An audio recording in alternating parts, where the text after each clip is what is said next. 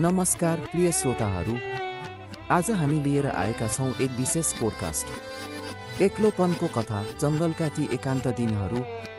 तपाईहरूलाई हार्दिक स्वागत छ आजको यो आत्मस्पर्शी यात्रामा। आज हामी एउटा यस्तो यात्रा तय गर्दैछौँ जुन कुनै पर्यटकीय गन्तव्यतिर होइन, बरु मनको गहिराईतर्फ हो, त्यो कुनामा जहाँ हामी आफ्नै आवाज हराइरहेका हुन्छौँ। यो कथा हो सिद्धान्तको, एक यस्ता व्यक्ति जसले शब्दहरूलाई जीवन दिन्थे तर आफैभित्र मौन हुँदै हराउँदै गएका थिए।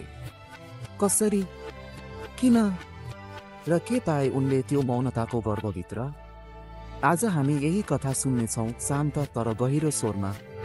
सहरबाट जङ्गलसम्म एक लेखकको यात्रा। सिद्धान्त 35 वर्षीय लेखक, कहिले कवितामा कहिले उपन्यासमा मन पोखिरहने व्यक्ति, तर जीवनमा कहिल्यै स्थायित्व थिएन, न सम्बन्धमा, न विश्वासमा, न सपनाभित्र। 3 वर्ष अघि एक कार दुर्घटनामा उनकी पत्नी सदा लागि संसारबाट बिदा भइन्। त्यसपछिका दिनहरू एकदमै मौन भए। संसार चलिरह्यो तर सिद्धान्त रोकिए। शब्दहरू लेखिन छाडे, कलम थन्कियो र मन सुनसान गुफा बन्यो, अँध्यारो, चिसो र गहिरो। अब म आफैसँग पनि संवाद गर्न सक्दिनँ। एक्लोपन भनेको मृत्यु जस्तै छ, उनले अन्तिम पटक डायरीमा यस्तै केही लेखेका थिए। एक बिहान चुपचाप उठे, न कसैलाई खबर, न बिदाई, न आँसु, बस एउटा झोला, 3वटा कपडा, एक पुरानो डायरी र बुद्धको धम्मपद। र त्यसपछि उनी हिँडे सहरबाट टाढा, संसारको आवाजभन्दा पर, जङ्गलको काखमा। जङ्गलका दिनहरू जङ्गलभित्रको एउटा चट्टान मुनिको गुफा जस्तो थलोमा सिद्धान्तले पहिलो रात बिताए।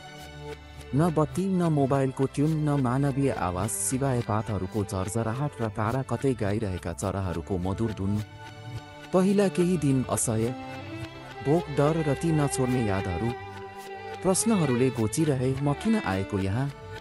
के म भागेको हुँ कि आफूलाई सजाय दिँदैछु?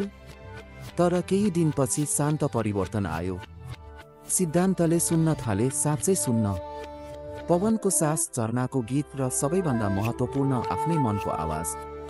हरेक बिहान ध्यान गर्थे, अप्प दीपो भव, आफै दीप बन। यो बुद्धको वचन बिस्तारै जीवनको सूत्र बन्न पुग्यो। त्यसपछि लेख्न थाले, हिजो झैँ तर आजको आत्मालाई बोकेर। एक रातको आधी र एक सपना, एक रात ठुलो आधी आयो। झाडीहरू चिच्याइरहेका थिए, वन्य जनावरहरू भागिरहेका थिए। त्यो रात सिद्धान्तलाई एक गहिरो सपना आयो। उनकी पत्नीको आवाज नरम तर कञ्चन जस्तै स्पष्ट, सिद्धान्त, तिमी अझै आफैलाई माफ गर्न सकेका छैनौ। मेरो मृत्यु त दुर्घटना थियो, तर तिमी यो एकान्तलाई सजाय बनाउँदैछौ। म माफ गर्छु तिमीलाई, तिमी आफैलाई पनि माफ गर।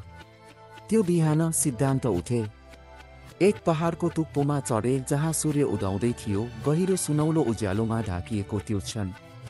त्यही उज्यालोमा उनी रोए, कसैले नदेख्ने तर आत्माले महसुस गर्ने आँसुहरू, जीवनका लागि बगेका आँसुहरू। आत्ममुक्तिको यात्रा। शब्दहरू फर्कन थाले, त्यसपछि सबै फेरिन थाल्यो। सिद्धान्तले फेरि डायरी खोल्न थाले। हरेक दिन 2 पाना, केवल आफूका लागि। बुद्धले भन्नुभयो, जीवन दुःखमय छ, तर त्यो दुःखको मूल जति बुझिन्छ त्यति हामी त्यो जरा उखेल्न सक्छौँ। म दुःखी थिएँ किनभने म अरूलाई दोष दिइरहेको थिएँ, तर वास्तवमा म त आफैसँग रिसाइरहेको थिएँ। अब सिद्धान्त रिसाउँदैनन्, उनी आत्मालाई अँगाल्छन्, पातको स्वर सुन्छन्, आफ्नै सासको लयमा ध्यान गर्छन्। समापन सन्देश, एक्लोपनको सिकाइ।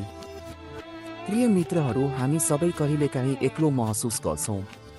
कहिलेकाहीँ त्यो एकान्त असह्य लाग्छ, तर सिद्धान्तको कथा हामीलाई सिकाउँछ, एकान्त भाग्य होइन, अवसर हो।